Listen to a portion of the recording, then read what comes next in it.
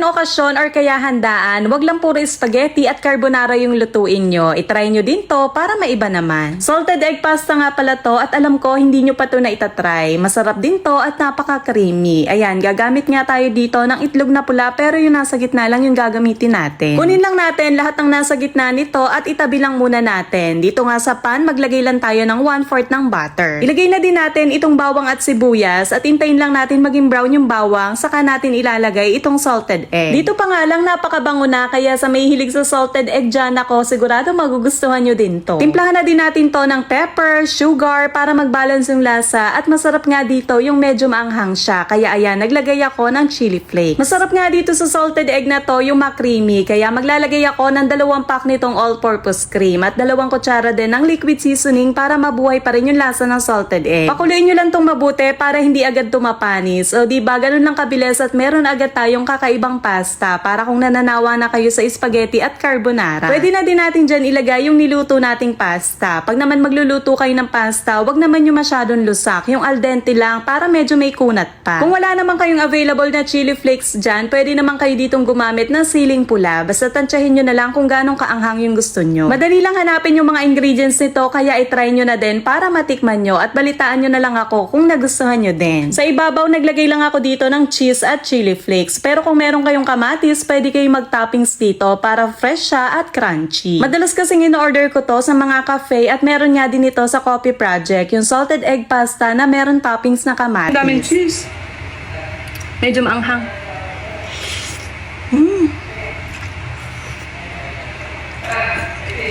Napaka-creamy niya, oh.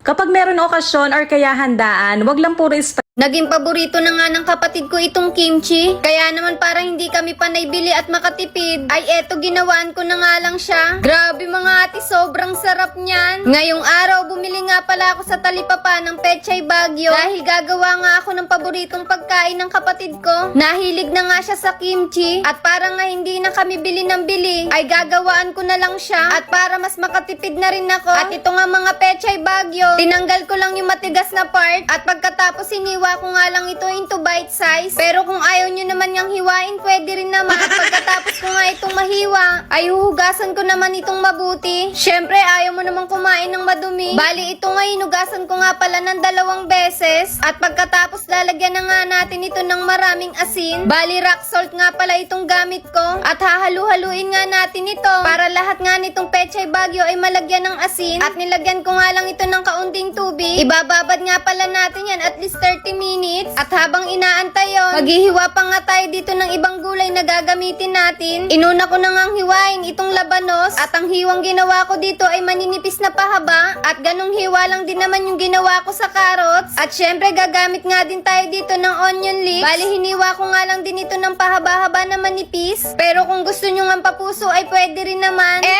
Walang ganon. After 30 minutes nga tinapon ko lang yung tubig na itong napaka-cabbage. At babanlawan na ulit natin itong mabuti. At sa huling banlaw nga, ay pipigayin ko lang nga ito para nga mawala talaga yung mga katas-katas na tubig. At dito nga kailangan mo nang ilabas yung galit mo sa kapitbahay mo.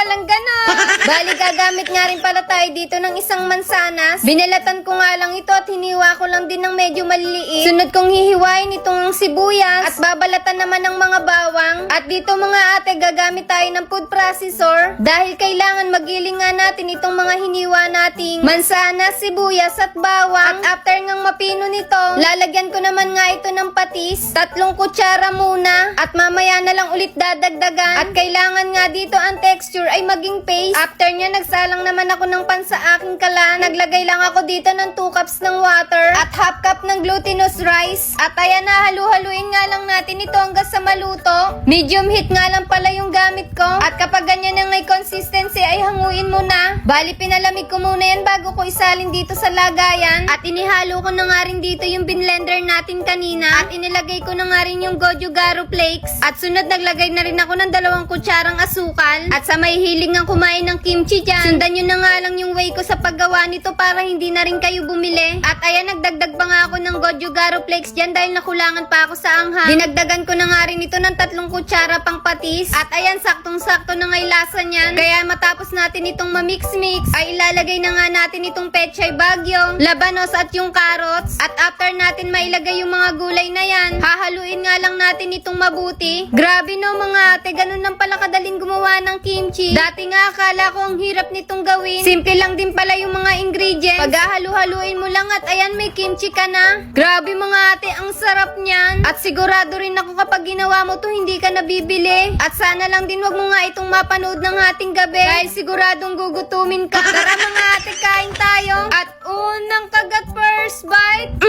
Ang sarap. Grabe, pagkagawa ko, kinain ko na nga kagad. Hindi naman para sa akin to, para sa kapatid ko. At dahil wala pa nga siya, ako na lang yung kumain. Tinikman ko lang naman ito mga ate. At sa dami nga ng kimchi na ginawa ko na to, ewan ko na lang kung hindi pa siya manawa dito. At kinahapunan mga ate, andito na yung kapatid ko. Kaya naman tara, samahan niyo ako, ibigay na natin ito sa kanya. Excited na nga akong makita yung reaksyon niya. Sigurado akong magugulat yun sa dami nito. At ayan mga ate, tuwan-tuwa nga siya. Sobrang daming kimchi daw nito. Matagal-tagal na nga raw siyang hindi bibili.